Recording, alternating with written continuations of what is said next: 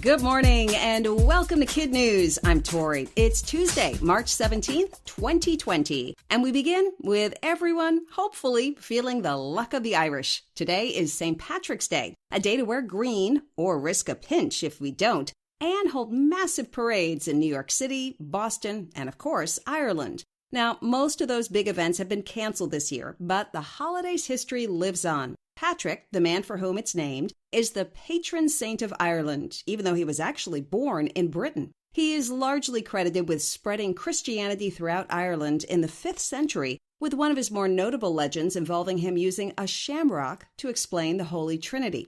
Right now, there are an estimated 34.7 million residents with Irish ancestry living in the U.S., which is more than 7 times the population of Ireland itself.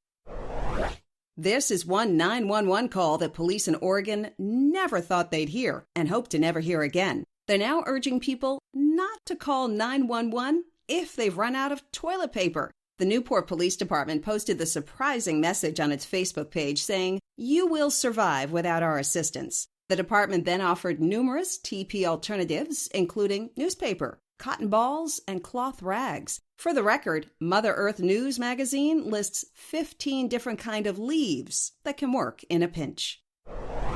There's election confusion in Ohio this morning. Late last night, just hours before polls were to open, the state's governor pulled the plug on in-person voting. The reason? Health concerns related to the coronavirus. Florida, Illinois, and Arizona, meantime, still plan to hold their presidential primaries today as planned, at least as of this recording, with the results determining how many delegates Mr. Biden and Mr. Sanders will get. In case you were wondering, a delegate is a person selected by a state to support a particular candidate when it's time to choose a presidential nominee. That happens at each party's national convention in the summer before the election. And the number of delegates for each state is determined by the census. For Democrats, a candidate will become the nominee when they receive 1,991 delegates. Right now, Joe Biden is in the lead with 892, and Bernie Sanders has 741. If Mr. Biden dominates the primaries today, he will likely be too far ahead in the count for Mr. Sanders to catch him.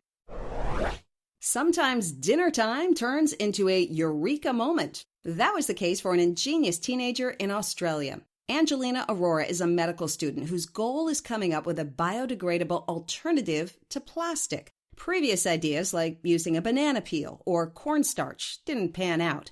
But after a dinner with shrimp, the 17-year-old realized the prawns' shells looked a lot like plastic. After some trial and error, she created a material from the shrimp's exoskeleton that is flexible, durable, transparent, and completely degrades within 33 days in a landfill. Angelina says she's gotten very positive responses from interested companies, and she was also named the Australian Geographic Society's Young Conservationist of the Year.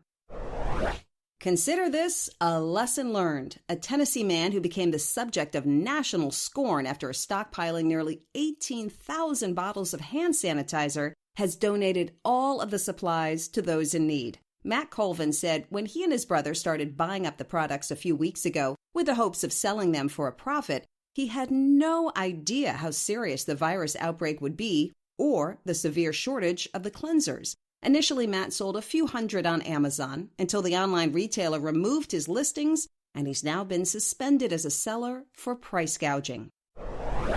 That's it for KidNuz. Now, the KidNuz quiz. Where was Patrick, the patron saint of Ireland, born? In Britain. What is not a reason to call 911?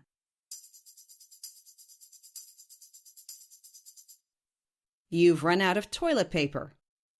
What's happened to the thousands of hand sanitizer bottles that a Tennessee man had collected?